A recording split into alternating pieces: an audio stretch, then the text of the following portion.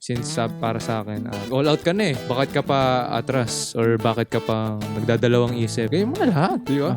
Brent, hindi yan sapat. Hindi pa yan sapat na ganito yung ginagawa mo. Kailangan mo pang galingan. Kailangan mo pang galingan kasi meron kang competitor na mas ginagalingan pa. Lahat kayo gumagawa niyan. So basically, Brent, how can you separate yourselves from them? Brent Sagre, Sir LA, tandaan mo pangalan ko. Abangan mo ako sa basketball, sa career ko sa basketball. Mic check. Mic check. This is Avenue.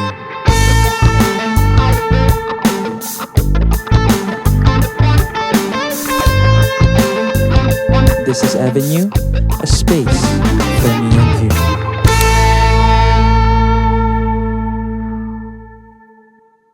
Welcome to your new favorite podcast. This is Avenue, a space for me and you. And for this episode, kasama ko ngayon ang isa sa mga pinakamatalik kong kaibigan. Yan. Isa siya sa mga UST Growling Tigers, UST men's basketball team. And another thing, isa siyang, as of now, isa siyang sports writer sa philstar.com. Tama ba? Tama. Philstar.com. Hindi ko na papatagalin. Siyempre, pakilala na natin ngayon. Let's all welcome Brent Sagre. My pleasure. Thanks for having me. Thank you so much. Thank you so much for accepting even for short notice lang.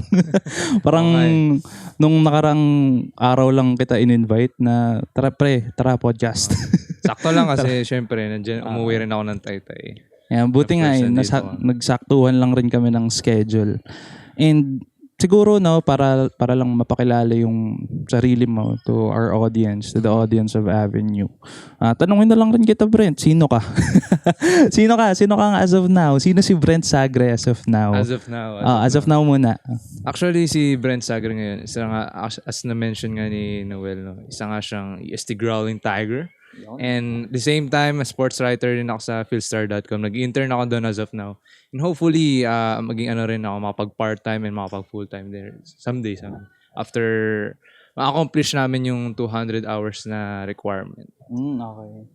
Pero, I just want them to know rin, kasi syempre, yung Brent, siguro ako makakapagsabi na ito, yung Brent Sagre ngayon, ibang-iba sa Brent Sagre. Ibang-iba? Ako pa rin naman to eh. Ibang-iba sa Brent Sagre dati. Now, let me ask you lang rin naman. Sino si Brent Sagre before? For example, nung junior high. By the way, kasi just a background for you, sa mga nanonood ngayon.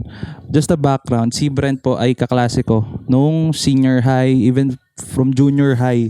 Kaya malayo nang pinagsamahan namin. Pero, syempre, just for you to share lang rin, sino si Brent Sagre nung junior high, senior high, before now? So, ayun nga, first, guys, ayun nga, magkaklase kami ni Noel even before pa, siguro starting grade 7, magkaklase na grade tayo. 7. So, high school and right now, graduate na siya, ako graduating.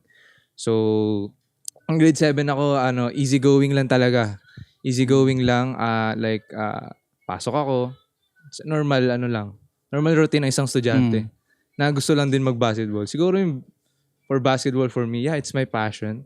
Okay. But di ko pa alam yung essence ng ng hard work and determination. Where yan, back on junior high? Back in junior high. Kasi that time, parang for me, yung oras, parang everything will come at the right time. Lagi yun lang thinking ko without doing the work. Okay. So, for me, go lang ako.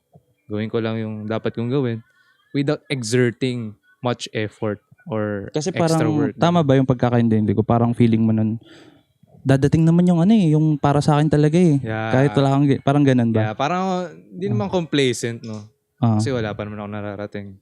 Pero, yun lagi yung naisip nun. Dadating naman, siguro next year, baka maging player na ako, ganyan. Without doing the... without the work. Without the work. Okay. Siguro, yun lang, ginagawa ko, maglalaro lang ako. Parang for fun, ganyan. Okay. Pero yung talagang essence ng hard work, hindi ko siya alam. I can't say na hindi ako determined. Back in junior high yan. Back on junior high. Pero siguro, hindi lang talaga ako mulat pa nung time na yun na ganito pala yung reality of situation. Kasi ano naman tanggapin natin, bata pa naman tayo Oo, nun bata 'di ba? Imagine junior high. Ano pa iniisip natin nun, magkano yung baon natin for this day, 'di ba? Yeah. Anong gagastusin Yeah. natin? Yun pa yung iniisip natin that time. And then, go ahead. Okay. Siguro I can say, hindi naman siya problem. No? Siguro one of the shortcomings is thinking na bata pa tayo. Mm. Because thinking na bata pa tayo is thinking that we have more time. Yeah. Okay. Good And point. and pagdating ng araw, mapapansin natin that we have no more time, di ba? Mm. Nare-realize natin or nare-regret na natin na sana pala ginawa Ginawa ko na natin, di ba? Sabi na. Oo. Okay. Good point. Kasi na-realize ko lang rin, no?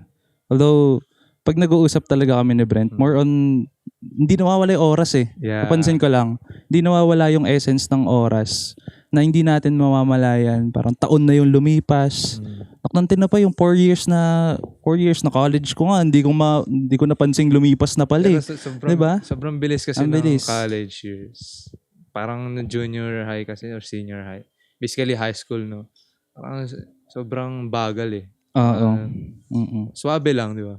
Pero tong college, sobrang bilis knowing na, ayun, nagka-pandemic din. Inabot din yung batch natin, di ba? And, ayun, talagang parang nag-struggle din yung mga students in a way na pandemic eh. Pandemic talaga. Just for a background sa iba. Nung senior high kami, graduating kami from senior high. Doon tumama yung pandemic, which is why kami yung batch na graduate ng online. And mga nakaupo kami sa harap ng screen namin, sinasabitan kami ng magulang namin ng ano ba yung tawag doon? Basta yun. So, kami yung batch na yun. And then, proceed tayo, no? 'Di ba junior high, doon mo na-realize, nung junior high, easygoing. Easygoing pa tayo nun. And then, anong nagbago? Kaya in-open up ko rin yung about the pandemic because Go. aside from, puro mga negative ang na-bring ng di ba? Ng Oo. pandemic. Pero in my case, I can say naman na maganda yung dinulot sa akin. But it really opened my eyes, the reality of the situation. Okay. Like, tinanong ko yung sarili ko, ano ba talagang gusto kong gawin? Ano ba talagang gusto kong marating? Okay. Kasi time is running, di ba? Feel natin nung pandemic, siguro hindi lang naman ako naka-experience nito. Maraming tao din na ano ba talagang meron sa buhay natin? Knowing na may pandemic, like parang lahat hirapan, ganyan-ganyan. Babalik pa ba tayo sa normal, ganyan-ganyan, di ba? So for me, I asked myself, anong gusto kong marating? And saan ba ako masaya? And at the same time, di ko na rin inisip kasi kung ito ba makakapag-produce ng income for me, di ba? So, inisip ko, and one thing na nagstay sa akin is talaga yung basketball. Okay. So, basketball, like, masaya akong gawin. Ito yung gusto kong gawin araw-araw, ganyan. Yun talaga yung nagpapasaya sa'yo. Ito ganun. talaga yung nagpapasaya sa akin. Without thinking na if makapag-produce ba to ng income someday, di ba? Because that's what passion really about eh. And most of the successful people, they just keep on going. Di ba? Yeah. All about consistency rin eh. Despite mahirap, di ba? They're still going. Yeah, tama naman. Anong after mong ma-realize yung bagay na yun, 'di ba, ng pandemic, na-realize mo na shit, ano pala to? Ito talaga yung gusto kong gawin. Ano naman nangyari sa nung college years na? Sige, kwento Siguro mo. simulan ko na lang din na siguro for the others, syempre bata pa lang, nakikita na nila or nalalaman nila ano ba talaga nilang gustong gawin. Or they have the plan A since from the start. Since siguro mga iba 8 years old, 9 years old, alam na nila kung ano. Like, ito magba-basketball to, ganyan-ganyan. Teacher or mag-abogado. But for me, it's a bit late. Okay. Kasi pandemic, maybe I'm around 17 to 18 years old. Tama ba? Ang ganyan. Mm. So, parang late, parang nawawalan na rin ako ng determination na ituloy ko ano ba yung saan ba ako masaya. But again, ang mindset ko lang is ayokong gigising ako sa umaga na hindi ako excited. Okay. Ayun lang. Yun lang talaga yung That's a mindset great ko. point. Parang actually, lagi ko rin sinasabi sa'yo, di ba, long term din ako mag-isip. I'm thinking 5 years from now or after kong graduate, ano bang gagawin ko? Mm-mm. So, ang iniisip ko lang is gusto ko, gigising ako ng umaga na excited ako. Gusto ko yung gagawin ko. So, Galing nun. Kahit ang simple ng mindset na yun. I mean, simple siya in a sense na gusto ko lang excited ako pag gigising ng umaga. Pero pag in-apply mo na, parang it makes a lot of change. yeah. Oo. Okay, proceed. Because of the reality rin di ba? Knowing na hindi naman ganun ka economic stable, di ba? Hindi naman lahat nabibiyayaan na gawin lang yung passion nila, di ba? Yeah. Kasi, Totoo. di ba? And we're so blessed na magawa yung gusto natin gawin. Kasi sobrang privilege natin nakapag-aral tayo sa magandang school, sa magandang university. And thankful din ako sa parents ko na ayun, they support me from since day one talaga. And ayun, since supportive naman sila and having that, having supportive parents, having ito in my heart na ito talaga yung gusto kong gawin. So, naisip ko nung pandemic, ito na talaga yung gusto kong gawin. So, Dun na nag-click yung doon na yung Eto na. ito na yung turning point na Brent, kahit anong mangyari, mag-succeed ka man or hindi, mag-fail ka man or hindi, Brent, you have to do it. And if mag-fail ka, so what? At least you tried. Diba? Good point. At least you tried. Doon pa rin talaga tayo babalik sa sa point natin. Even on the previous episodes, ito lagi nasasabi, i-try mo lang daw nang i-try. Promise. On the first, second, third, siguro pati nung fourth episode, nabanggit rin to. Subukan mo lang daw talaga ng subukan. And kung mag-fail, so why not? Ayoko kasing so what, diba? So what? Ayoko kasing dumating sa point ng buhay ko na mare-regret ko yung tulad yan, basketball. Hindi naman ako forever magbabasketball. Even young athletes, hindi naman sila forever magbabasketball, di ba? At the age of 40, baka mag-retire na rin yan, di ba? So, ayoko nang pag dumating ako na age 40 na i-regret ko na sana pinurso ko pala tong basketball. So that, pag dumating yung age 40, pagka hindi ko na kaya maglaro, at least, meron ako sa sarili ko, hindi mag-succeed man ako or hindi, di ba? Meron ako sa sarili ko na, sasabihin ko sa sarili ko na, you did your best, di ba? Ginawa mo naman lahat. I'm still proud of you. So, yun yung gusto kong sabihin sa sarili ko when that time comes. That's a great point. Niisip ko lang rin kasi, meron rin akong mga ganong thoughts na kapag nasa deathbed na tayo, yung for example, tanda ka na, hindi mo na kayang kumilos, 80 years old, 90 years, kung maabot tayo doon. Kung maabot tayo doon, dalawa lang yung iisipin natin doon eh. Either of the two choices.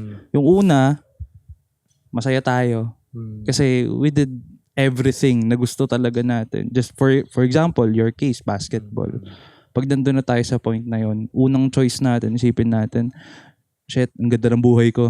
Parang ganon, di ba? Pero second option is the option of regret. Yeah. Doon na papasok yung, sana pala ginawa ko na yung gusto ko talaga sa buhay ko. Sana pala pinurso ko yung basketball.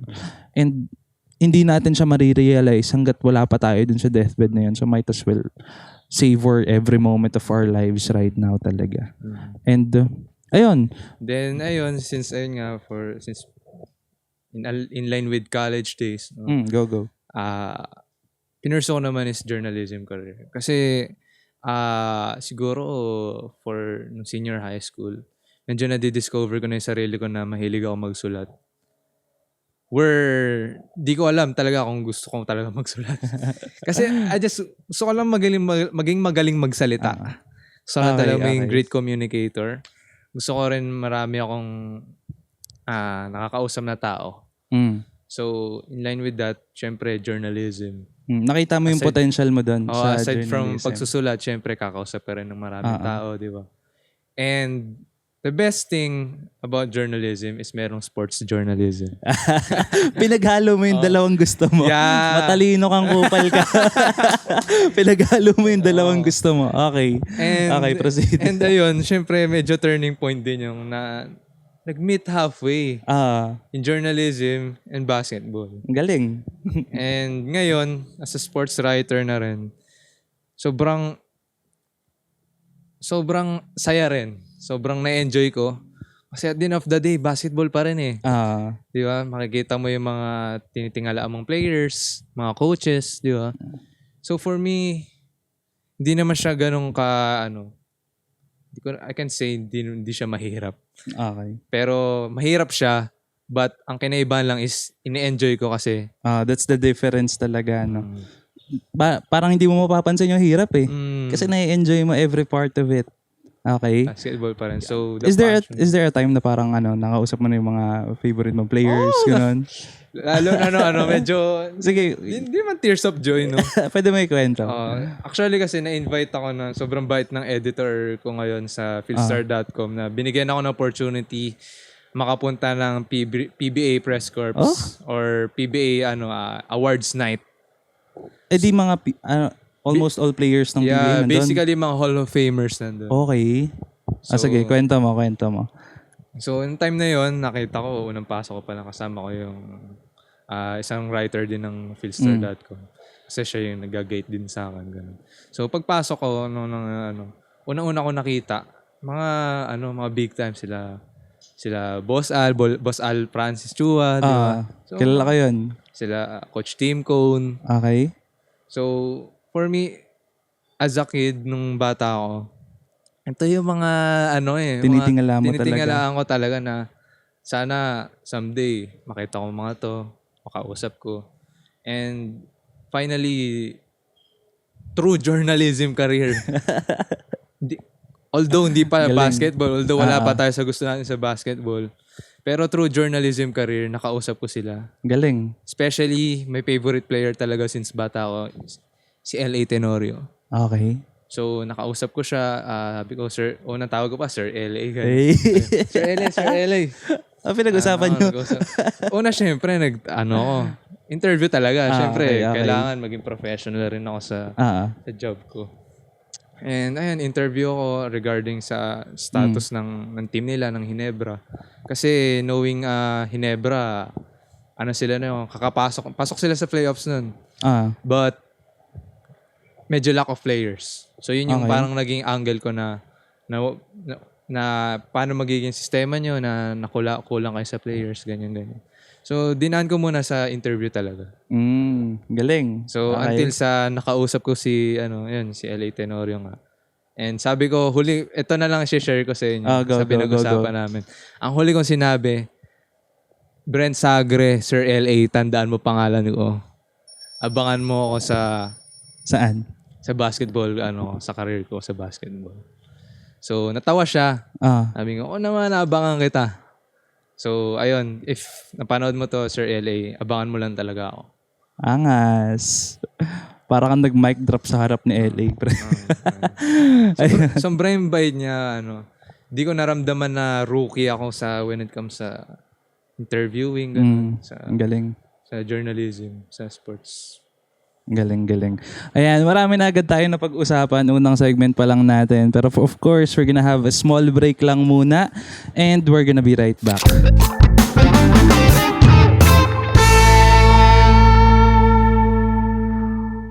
And nagbabalik ang Avenue, a space for me and you. And again, kasama ko dito si Brent Sagre. And kanina, napag-usapan namin yung na-meet niya si L.A. Tenorio. Yes. And hindi ko makakalimutan yung last na sinabi mo sa kanya, Brent Sagre. Abangan nyo. Abangan mo po, Sir L.A., Brent Sagre. Angas. Isa na yun sa form of manifestation rin yun eh. Yeah. Diba? Parang law of attraction rin Actually, yun lang naman din ginagawa ko paulit-ulit talaga. I keep on manifesting talaga. Kahit medyo malabo pa mangyari, di ba? Mm. Talagang manifest. Kailangan natin parinig kay universe. Kasi ako mismo, siguro, na rin ako, testimony na rin ako na it's really effective. Like, for instance, nung pandemic, siguro mga beginning of pandemic pa lang. Siguro gumawa kasi ako ng parang print ako sa bond paper. Nilagay ko dun yung mga goals ko. Para siyang vision board. Vision board. Basically, nakalagay doon long-term goals. So, inisa-isa ko yung mga gusto kong gawin. Then, put life verse there. Kung ano bang, syempre, nag-ask din ako guidance kay Lord, di ba? Then, ayun, eventually, as years go by, na-checkan ko. Isa-isa. Naging checklist yung vision board mo. Naging checklist siya. Okay. And unti-unti, medyo napupuno. Hindi naman napupuno kasi marami pa eh. Marami pang kailangan daanan. Pero for me, yun nga, I just keep on manifesting. And sa kaka-manifest ko, unti-unti dumating siya.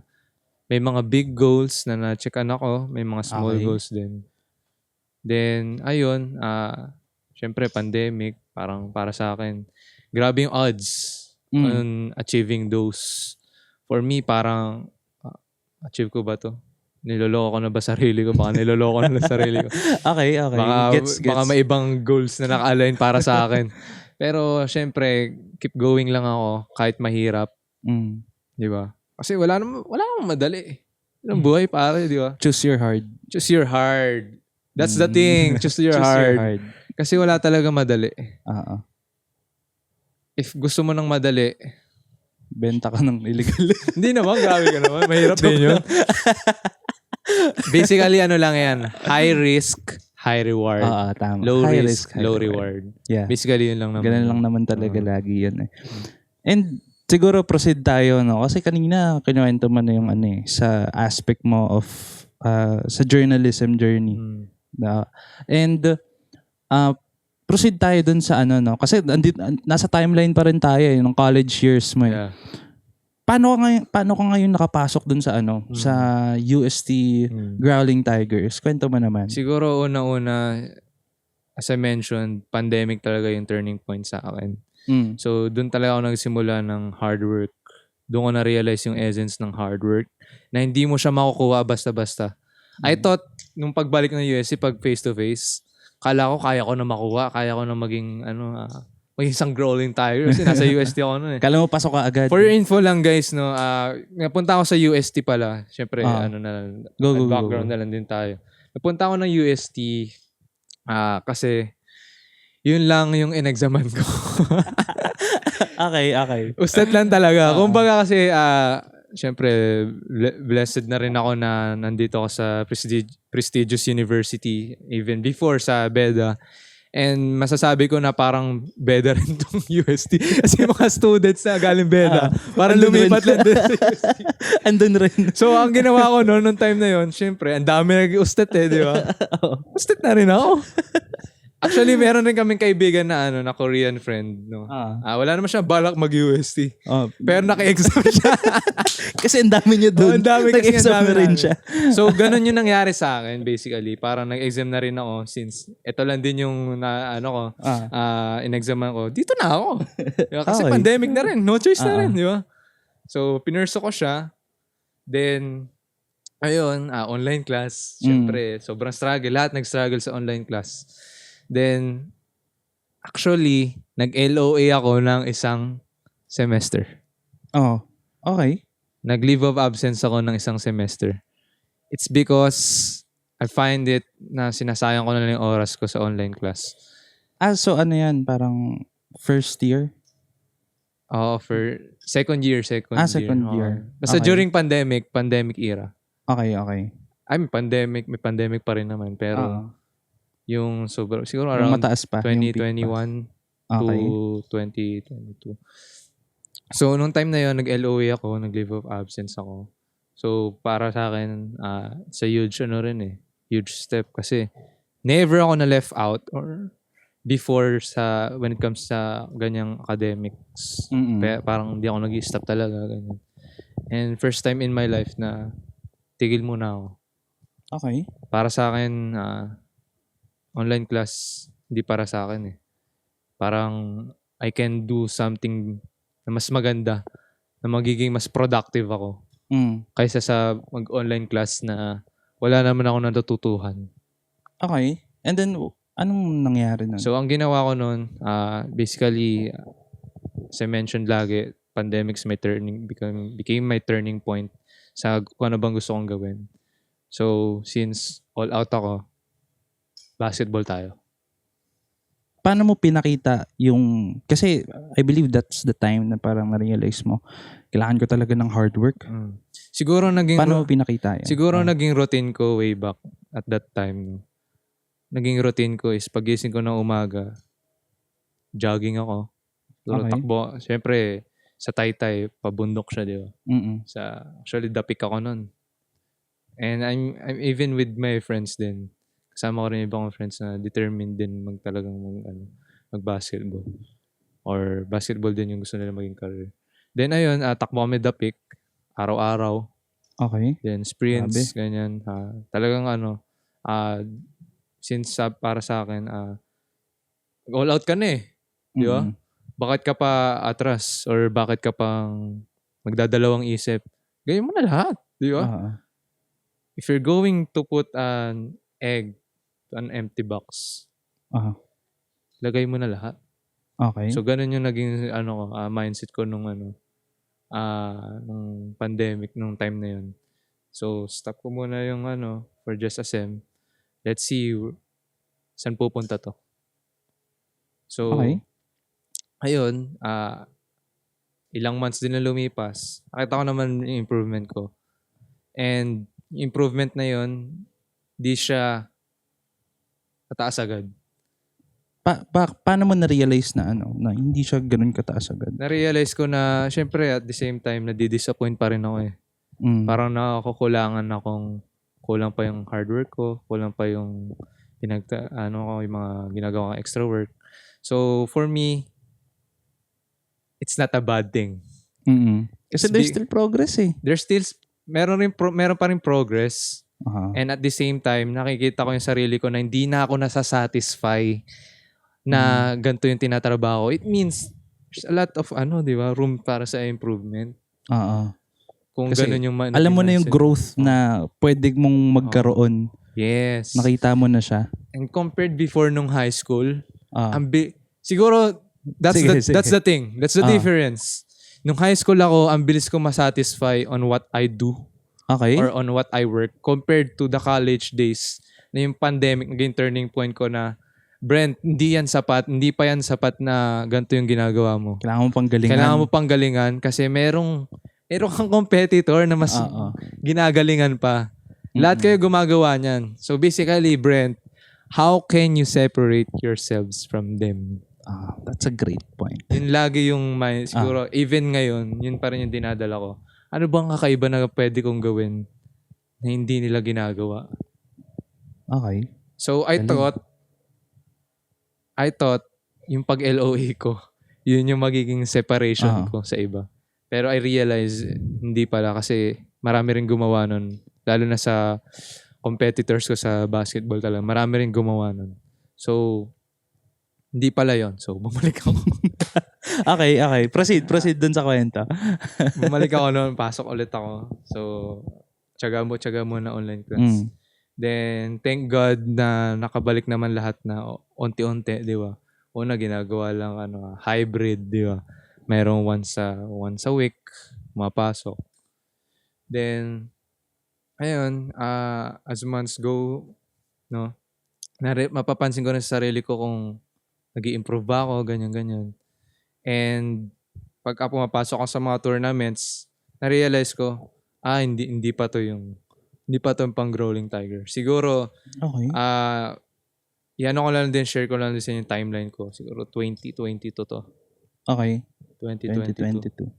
So, hindi pa siya. Hindi pa ako hilaw. Ay, sorry. Hindi pa ako hinog. Baliktad. Hindi pa hinog. Hilaw pa ako, basically. Hilaw pa. So, ayun. Trabaho pa rin. Pero at the same time, sinasabay ko na sa studies. Kasi masyado ako feel ko, if mag-LOA ulit ako, same thing pa rin naman mangyayari. Mm. And na-realize ko nung nag-LOA ako. Yun din kagandahan, minsan, yung pag-post mo, it gives you realizations. Time to think. Time to think, di ba?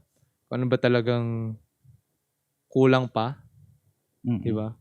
Ano pang, parang ito yung magiging booster din eh. Minsan kasi, sabi di ba, pag umatras ka, mas makakabante ka ng mas malayo. Parang one step back, two steps forward. Parang ganun. Binaligtad lang. Basically ganun. Basically, pag naman din nasa biyahe, di ba? Pag nasa biyahe tayo, kailangan natin na stop over. Di ba? Kailangan mo ng pahinga rin. Kailangan rin ng pahinga.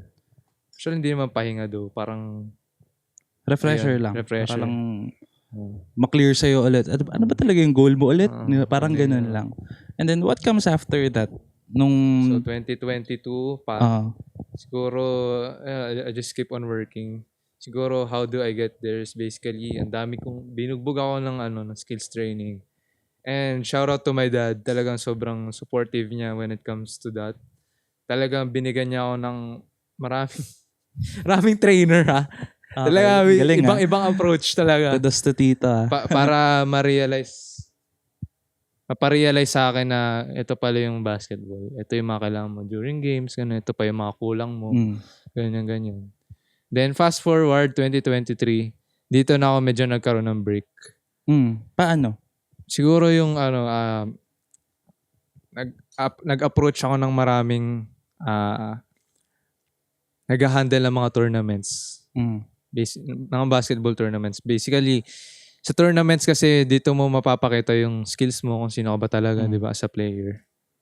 And dito ako talaga mainly na-expose. Na-try out, syempre, minsan nakukuha, minsan hindi. And dito may namit ako isang coach from the UST rin na nag-handle siya ng isang club. Basically, Tigers Basketball Club. No? Na club team siya. So, nabigyan niya ako ng maraming exposure. Nice. So, parang ito yung naging start ko or ito yung naging way ko on paano ako nakapasok ng Growling Tigers ngayon. Dito ako nabigyan ng exposure, PABL, Pinoy Liga Cup, di ba? Mga ganun, if familiar ka. Or familiar din yung mga nanonood, no? Pero basically, 2023 became my turning point. Or ito yung naging bridge, ito yung naging daan ko kung nasan ako ngayon sa UST Men's Basketball Team. Kasi kung wala itong mga exposure na to, wala ako dito sa team. Okay. Galing Kasi from high school Brent na easygoing, easygoing to the college Brent na never being satisfied na alam niya sa sarili niyang kaya niya pang may ibubuga pa siya.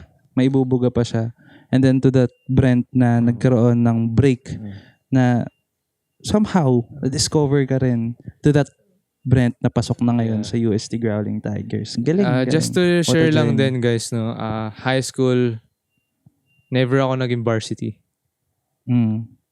Every year, nagta-try out ako, but turns out, hindi pa rin talaga ako nakukuha. Okay. So, every year na yun, talagang, syempre, gusto ko yung basketball eh. Pero, since yun nga, kulang tayo ng hard work. Hindi ko siya nakukuha. Siguro, parang ano lang yan eh. Hindi pa binibigay sa'yo kasi alam pang hindi pa ready. Hindi ka pa talaga ready that time.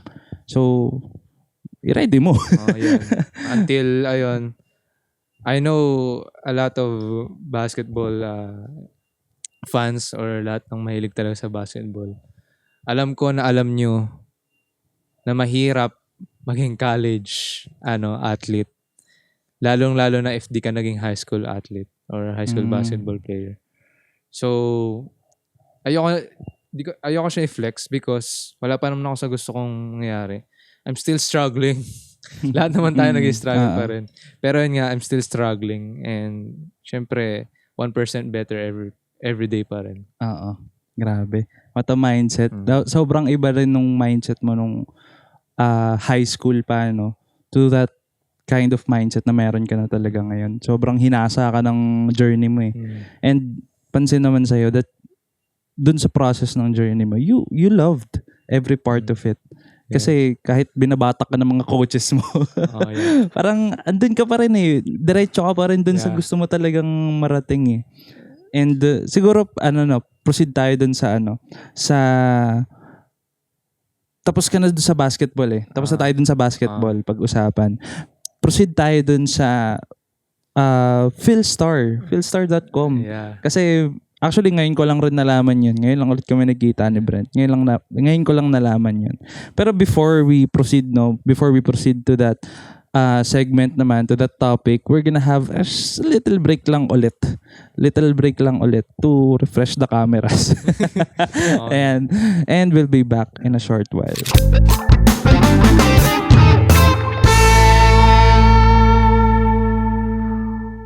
And we are back with Avenue, a space for me and you. And diretso na natin, no? Kasi kanina napag-usapan na natin yung about the basketball journey. And sabi nga natin, pag-uusapan naman natin ngayon, the intern journey naman. The intern journey naman. Kasi, ayun, let's get straight to the question. Paano ka nakapasok naman sa philstar.com? Basically, unang-una, huwag sana kayo magugulat kasi this year ko lang sinimulan talaga yung journalism career ko. Oh? Yeah. This year ko lang din ako natuto mag sports writing, ganyan. This year? This year lang. This year? This year lang. Paano? Siguro lang may idea lang ako way back Okay. mga nakaraang taon. Kasi syempre journalism. Siguro meron lang ako info paano magsulat, ganyan. Basically, structure. But, never pa ako even nung high school. Kasi iba sa amin, iba kong mga classmates or mga blockmates, mga nag-campus journalism na talaga sila. May experience na sila. Ako, wala talaga. As in, zero. Di naman ako nag-bedan or cab-recorder. Di ba yung mga mga publication. Pero ako, wala talaga akong kahit isang experience. Wala talaga. Sa journalism na sports journalism or kahit anong journalism. So, last year ko, since magpo-4th year na ako, nag-apply ako sa isang campus journalism. Okay. The Flame yun, The Flame. Actually, UST yan, no? Sa UST. Faculty of Arts and Letters publication. So, join ako. Kasi actually, rin ako eh. Kinukuha rin ako nung isang sports editor doon. And then? So, kasi knowing na UST men's ako, can be rin. May advantage. Advantage. Rin And at the same time, I can be an asset to them. And actually, kwento ko lang din, no? One time, merong bagong recruit ang Growling Tigers. So, kakapasok lang as in. Nakita ko kinabukasan sa training. Nakita ko, pangalan niya si Moore Alaw. So, kilala mo yun, dati rin beda yun eh. So, ayun, gulat ako, nagpakita sa training. Sabi niya, committed na pala siya sa ngayon, sa UST. So, teammates kami. So, after ng training namin, wala nang intro-intro. In-interview ko na agad. So, sobrang naging advantage ko yun. As in, ayos. Lahat ng media, lahat ng publication, wala nung info na to. Kasi, so, naskupan ko talaga sila. Talagang literal na scoop, guys. Wala silang info na nandun na pala yung Moore Alaw. Doon ka naging asset mismo talaga. So, tuwan-tuwa yung mga editor ko, syempre. Editor ko sa Philstar. At the same time, dun sa Flame, kasi dalawang dalawang publication ngayon sinusulatan ko ngayon. So, paano ba ako napunta? Ba't ko rin kinuwento yun? Basically, yung philstar.com, di talaga sila kumukuha ng interns. But nung nalaman nila na part ako ng UST Men's, doon na nila ako talaga tinap din talaga nila ako. Supposed to be dapat doon ako sa print the Philippine Star. Actually pareho naman sila pero magkaiba kasi sila ng ng editorial. So from the digital and doon sa print magkaiba. So dapat doon ako sa print. Pero since ayun nga talaga na-tap din ako nung digital. Doon na ako kasi medyo na rin ako, around September na rin ako nag-start doon eh. Medyo hanggang December lang din kasi yung namin. Internship. Late ba yon yung pag-start mo? Hindi naman late. Siguro saktong-sakto lang talaga. Okay. Sige. And then, ayun, tuloy-tuloy na. So, minsan, pag magko-cover ako, pag may laro UST, At the same time, nakapagsulat ako pareho. Isang sulatan na lang. Isang sulat sa Flame, isang sulat sa Philstar. So, Okay. isahan na lang talaga. Pero tulad kagabi, cover ako Ateneo and UP, Battle of Katipunan, di ba? Yung mga ganun, sa ano naman siya, under the Philstar.com. Kasi Philstar.com, nationwide. Mas malawak yung sakop Mas niya. malakop. Okay. Then yung The Flame kasi, UST lang talaga. So, Galing. ayun. Nagamit ko rin, yun yung kagandahan, nagamit ko rin yung pagiging UST men's or basically yung basketball mismo Mm-mm. into this field of journalism. Galing. And kasi napansin ko lang rin dun sa journey mo ng from basketball kasi kilala namin si Brent sa tropahan namin. Kilala namin si Brent as someone na basketball lang talaga. As in basketball lang yeah. talaga. Yung center of focus ni Brent para siyang kabayong yung may takip na dito, yung ganon.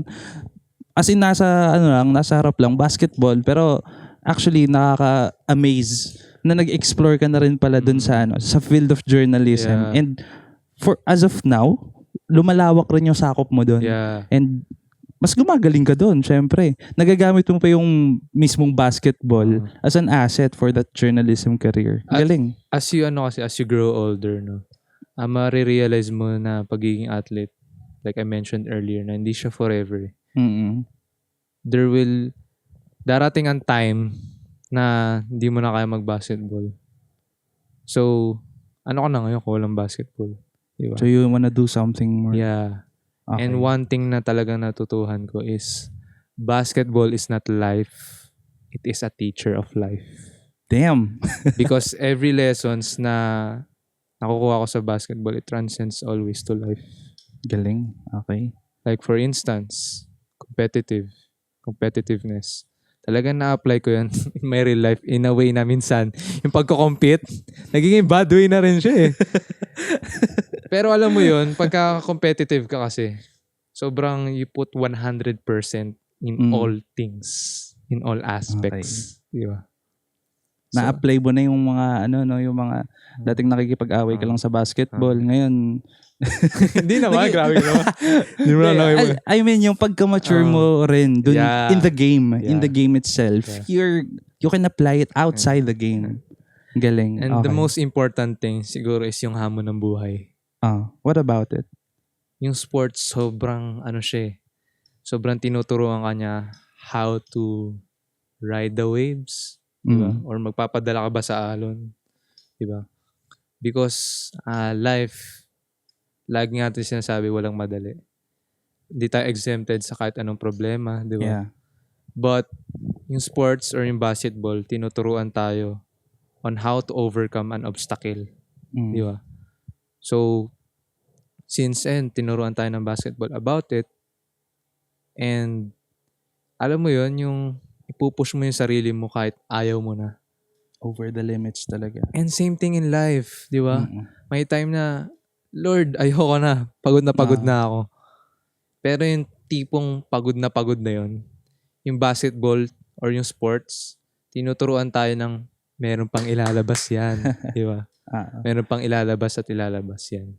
Galing. And na-realize ko lang rin, no? Kasi, alam naman natin na yung mga nanonood nito, hindi naman sila lahat nagbabasketball. Pero I just want to emphasize this point na sa sinasabi ni Brent na yung basketball, yun yung nakakatulong talaga sa kanya ng legit. Not when it comes to the game lang itself, but outside the game, in the life game mismo. Yes. Dun siya nakakatulong. For other people, hindi lang naman basketball, of course. Hindi naman tayo, ako nga, di nagbabasketball eh. Patakbo-takbo lang ako sa ring eh. Pero sa ring tuloy sa court. Gabi ka sa ring. Boxing yun, pre. Boxing pala yun. De, pero what I'm trying to point out is kung yung kay Brent, basketball yung nakakatulong sa kanya. Just means na yung kung saan tayo passionate. For example, for some people, business. Sa business sila passionate mismo. It just means na yung mismong passion nila for that thing, yun rin yung makakatulong sa kanila. Exactly. To provide lessons dun sa buhay na meron sila ngayon, dun sa challenges na meron sila ngayon. And I think that's one of the essence ng passion talaga. Passion in general. Na yun yung nakakatulong sa atin to provide, to have lessons in life. And since andito na tayo no, sa usapan na to, about, sinasabi ni Brent kanina yung, hindi pong pasuko ka na, hindi pong wala na talaga, ganun. Pero alam mong may ibubuga ka pa, doon na papasok yung determination eh. Yung mismong perseverance mo na ituloy pa yung bagay na ginagawa mo ngayon kahit alam mong hirap ka na. Dito ba papasok yung determination mo para ituloy pa yun? Pero just to ask you, Brent, pasok na tayo dun sa topic natin, ng determination. Ano ba para sa yun? What is determination for you? Siguro determination for me, like I always mentioned din kanina pa, is pushing myself to exhaustion. Kumbaga, if kahit di ko na ramdam na kakayanin ko pa on the next day, is nagpupush pa rin ako. Okay. So, for me, determination is also perseverance. Because it's a form of persevering na rin na what matters is ano yung gagawin mo eh. Like, paano mo siya pursue. Diba? Thinking on the next days na pupush ka pa rin. Diba? Yeah. Kahit hindi mo siya makuha. So basically, determination for me is also perseverance. Okay. I just want to ask lang rin. Kasi as of now, nakwento mo kanina, ang dami mong ginagawa. Kasi, basketball, journalism, school, all other shits. Yeah. So since then, kinuwento ko nga yung backgrounds ko, ano bang ginagawa ko. The question now here is, what's next? Diba? What's next? What's next about me? So for me, as I mentioned din, hindi pa naman natatapos yung goal ko. Hindi ko pa naman na-check lahat ng vision board ko, lahat ng long-term goals ko. But, since ayun nga, determined ako sa ginagawa ko, keep going lang talaga. Yeah. Keep doing the extra hard work. And of course, the most important thing is, I'm letting God na i-guide niya ako. That's great. Ayan. Sino mo magsasalita? Nagsasabay. Muntik na magsabay. Hindi, pero I just want to ask, given dun sa dami ng ginagawa mo, yung vision board mo hindi pa puno, hindi mo pa na-check lahat. How do you show your determination and perseverance sa lahat ng ginagawa mo ngayon? Can you provide kunyari yung examples ng mga ginawa mo na, yung mga ginagawa mo ngayon, examples of how you show that determination? Siguro for instance, ang nagiging routine ko na siguro every morning is syempre meron ako mga daily routines. Pagising ko, share mo naman. Doing my stuff. Baka magawa namin. Siguro, unang kong ginagawa, syempre, muna ako, breather. Diba? Tinatry ko as much as possible mag-meditate talaga. So, okay. every day, siguro, if kaya ko, 5 to 10 minutes. Kasi, for me, micro habits are very, important. Very important siya. Kasi halimbawa, if yung meditation mo kada araw, pagising mo sa umaga, if gagawin mo 10 to 20, sa mga susunod na araw, hindi mo na siya gagawin. Kasi mahirap di ba? Parang give out mo na agad lahat dun sa 10 to 20 minutes na. Yeah, and that's according sa isang libro, which is yung Atomic Habits. Hindi mo siya pwedeng biglain. Kailangan small habits or the micro habits. Okay. So, unti-unti mo siyang gagawin hanggang sa masanay ka. So, ako, kada morning, tinatry ko as much as possible is 5 to 10 minutes meditation. Then, eat breakfast agad. Then, if nasa condo ko or nasa gym, if may gym, diretso ko weights. So, after weights, pag may klase, diretso ako pasok. Okay. Then, during class, minsan, pinagsasabay ko na, doon na rin ako minsan nagsusulat. Nagsusulat ng ano. Sana dito marinig ng mga prop mo, no? Sports writing. So, doon ako nagsusulat din minsan ng articles. Tapos, syempre, di ko rin kinakalimutan mag-enjoy. Hindi naman laging puro trabaho kasi. Sometimes, pag nag-enjoy ka, di ba? Pag pinagsasabay mo lahat kasama, syempre may mga family time din, di ba? Friends time din. So, ayun, tinatry ko pagsabihin to gain balance. Okay. Diba? Okay. Hindi naman pwede tayo pokpok ng pokpok. Burnout ka niyan. Nakaka-burnout yun. So, sometimes I hang out. But usually, after class, diretso training na kami. Okay. Around 1 p.m. yun. So, 1 to 4 lagi yung practice namin. Then, after practice, sometimes may klase pa. So, yung kakaligo mo pa lang, maliligo ka na naman. Diba? Tapos maliligo ka na naman. Pero, at the end of the day, I'm just doing what I love to do. Dun pa rin talaga papasok. Yun pa rin. Masaya ako. Like, okay, daming oras na nauubos. Pero, worth it naman yung every time na yun. Kahit kahit parang pagod ka physically, parang andun pa rin yung satisfaction sa'yo, yung fulfillment na, shit, I'm doing what I'm happy to do. And napansin ko lang din dun sa shinare mo, yung routine mo. Hindi lang determination or perseverance yung pinapakita mo dun. Kasi that's discipline. Yeah. Diba? Imagine yung 5 to 10 minutes na meditation every day, every fucking day. Ang nun, for some people, ang hirap nun. Kasi siguro, guilty rin ako dito, no? Almost every morning, anong unang titingnan natin? Phones, diba? Yeah. Anong unang bubuksan natin? Minsan hindi Messenger. Minsan hindi Facebook. Almost all of the time, TikTok. TikTok, diba? Ayun din pala, actually, dinelete ko TikTok ko. And minsan, actually, nagsosokmed rin ako. Tawag dito? Detox? Nagdi-detox din ako sometimes. Because, it's a form of refreshing your mind. Yeah. Hindi yan yung goal mo. It's just distractions. So, focus lang sa goal din. Then, eventually, unti-unti ko rin nakukuha yung mga small goals, small wins, di ba? Galing. So what's next? Ayun pa rin, hindi pa rin natin nasagot. What's next, di ba? Siguro, hindi ko pa talaga masasagot yung what's next. Kaya lagi ko rin siya sinasabi. Kasi gusto ko rin tanungin sarili ko, ano ba talagang sunod dito?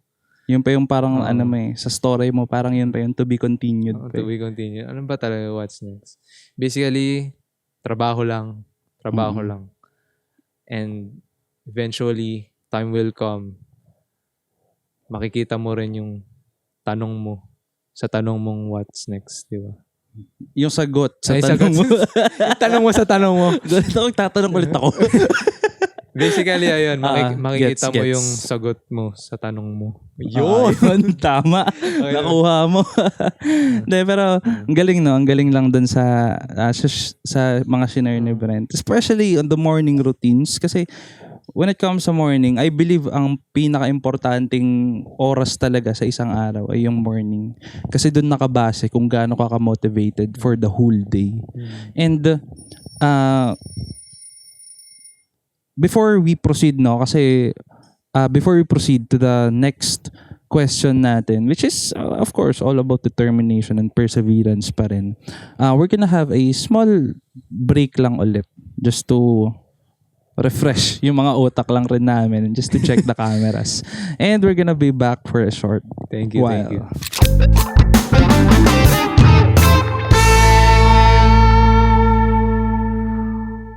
And again, welcome back to Avenue Podcast. This is Avenue, a space for me and you.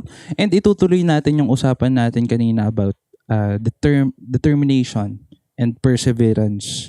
And isali na rin natin kasi ito na rin yung nagiging topic kanina, discipline.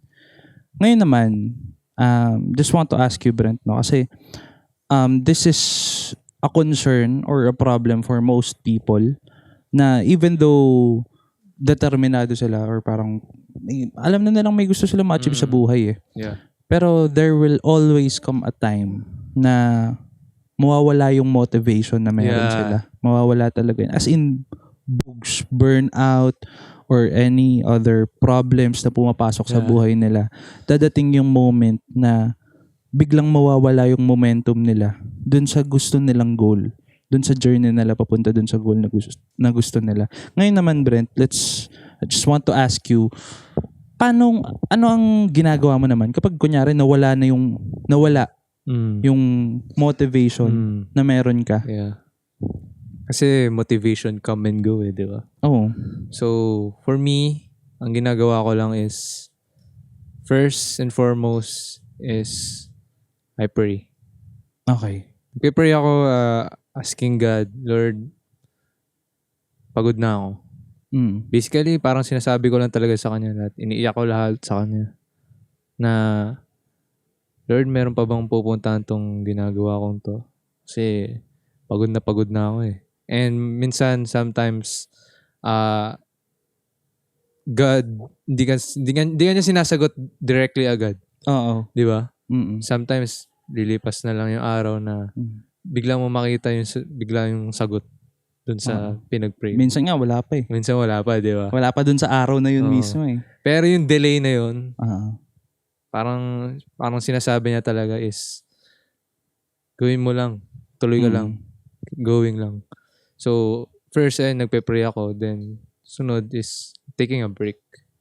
Hindi naman kasi puro pwedeng pokpok na ayaw namang gumana eh. Di ba? Hindi sinasabi ko kanina.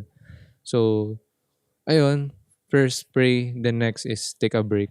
Then, after that, Ay, by the way, additional question lang. How do you take a break? siguro break lang ako for a day. Siguro a day lang Anong talaga. ginagawa mo dun? After a day ko, I just hang out. Okay. Parang ini-enjoy ko lang talaga yung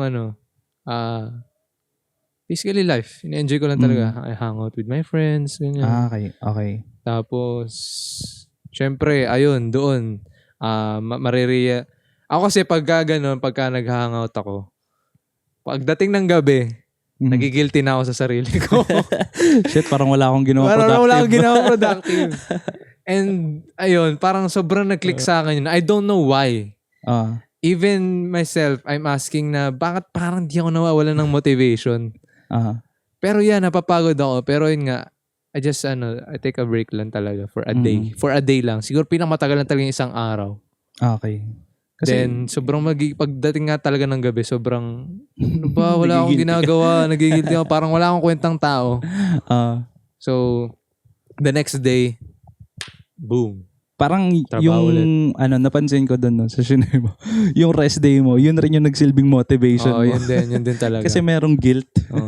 Okay. And yun yung pinaka-good thing din kasi I found a good balance between life and career. Because, ayun, like every Sunday, syempre, family day, di ba?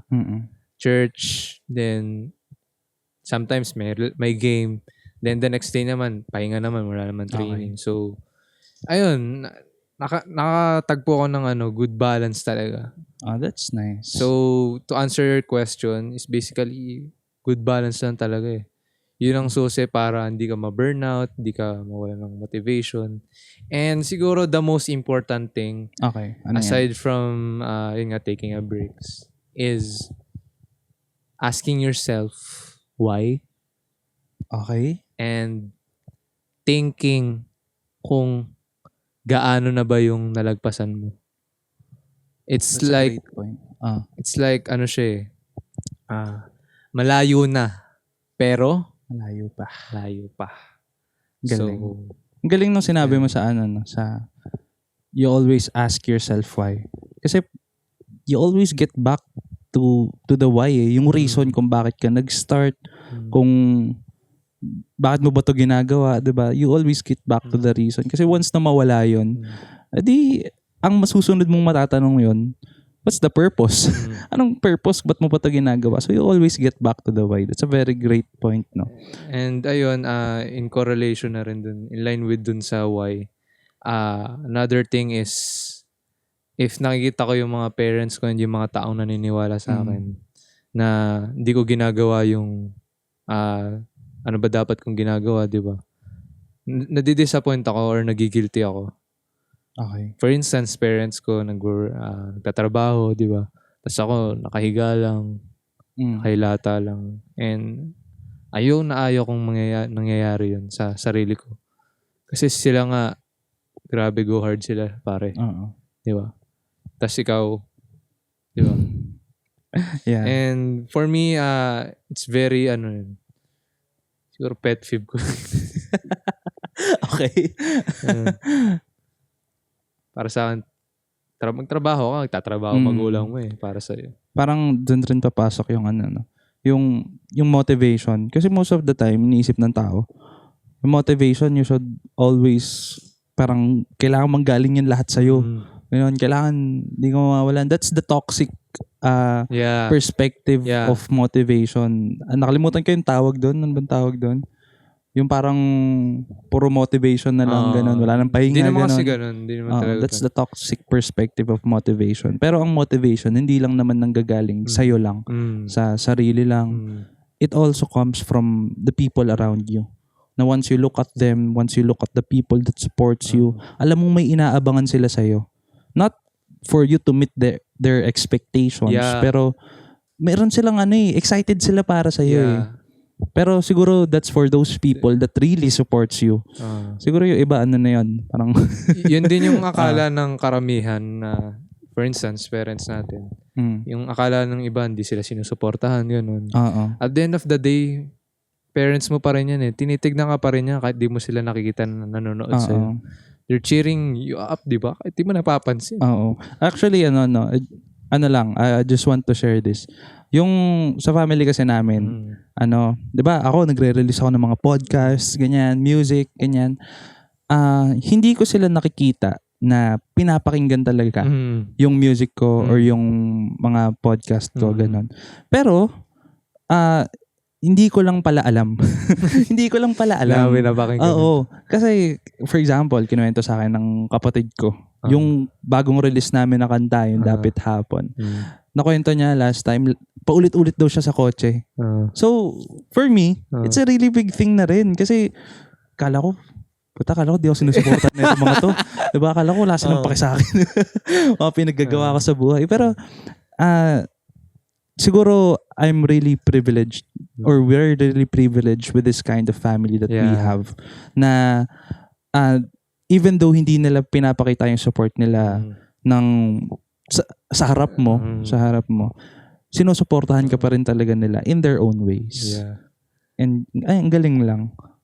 Siguro yung family, since we're talking about determination, kasama talaga yung family dun sa determination yun. Diba? And eto since patapos na rin naman tayo, I don't want to leave etong episode na to nang wala kang nasasabing message sa siguro unahin natin to a message for your family, for your friends na sumusuporta pa rin talaga sa'yo until now. Siguro for my family, sobrang grateful ko na sobrang supportive niya sa akin. Despite nakikita niyo ako on how I fail, di ba? Siyempre, through ups and downs yan. And, yun, grateful ako sa inyo. And for my friends, for my real friends, thank you, sa pag-support. And, for my, naman, sa mga haters dyan. Kung meron naman. Sige, idamay mo. Kung may haters dyan. Mahal na mahal ko kayo. Yun lang din naman. Salamat sa pagpansin pa rin. Actually, sometimes, yung iba, yun talaga yung motivation nila. Di ba? Yung mga pang backstab, may gusto silang patunayan. Pero dahil wala naman na tayong pake doon. Hindi na yun yung usapan natin. Pero another, additional na lang rin, kasi just want to ask you to leave a message rin naman dun sa mga taong for example, dun sa mga taong in the same field as yours na struggling pa rin dun sa, for example, sa mga basketball people natin dyan na hirap pa rin makapasok dun sa mga team na gusto nila or any message lang rin naman. Go ahead. Siguro, unang masasabi ko is keep on going kasi sa pag-try mo, malay mo yung pang-limang try mo, yun na yun. Kasi sometimes, in my case, huli ko na nakita huli ko na nakamit. But malay mo ikaw, sa gitna lang, di ba? Or sa una, makuha mo na agad, di ba? Hindi mo alam. Di ba? Baka in your 10th try, makuha mo rin. Because life would be always hindi magiging madali talaga. May mga times na may mga talagang challenges, di ba? Kasi hindi naman lahat talaga privilege na makapag-basketball lang, di ba? Iba, kailangan mo magtrabaho, di ba?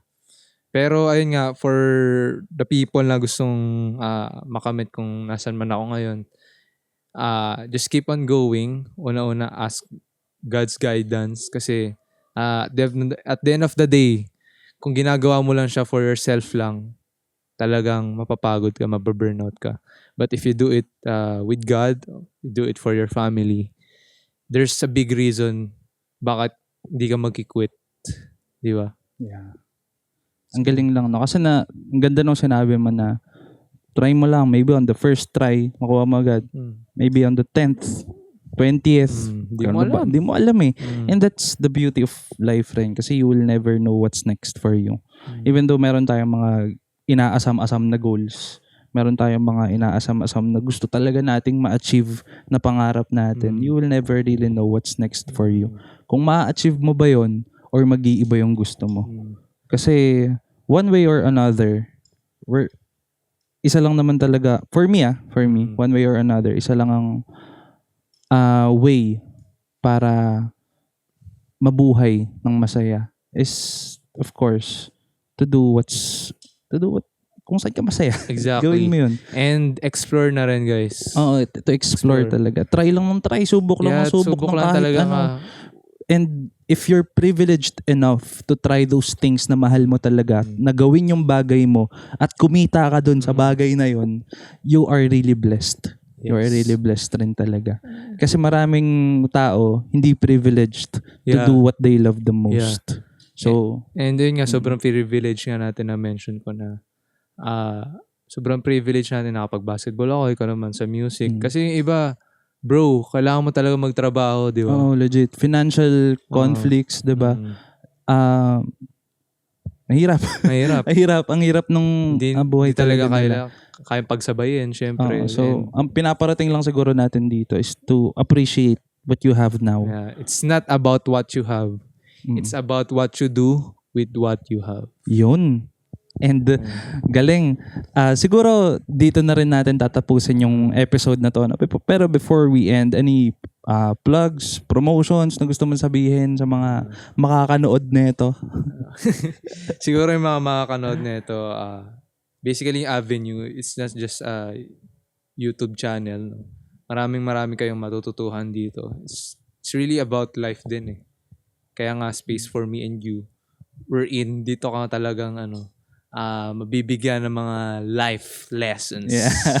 Salamat sa pagpo-promote ng page na to. Pero any personal promotions? Wala naman? Wala naman personal promotion. Soon. Magkakaroon na rin tayo dyan. Maybe sa starting from the bottom na now we're here. Maybe on the next episode na kasama ulit si Brent Sagre. Tsaka yung mga nanonood kay Noel na from the start or from the bottom, tignan nyo. Talagang aangat yan.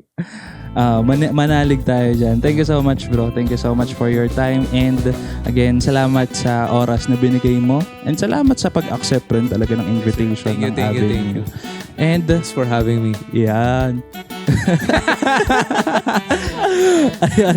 Maraming salamat sa mga nanonood. And again, this is Avenue, a space for me and you. Peace out.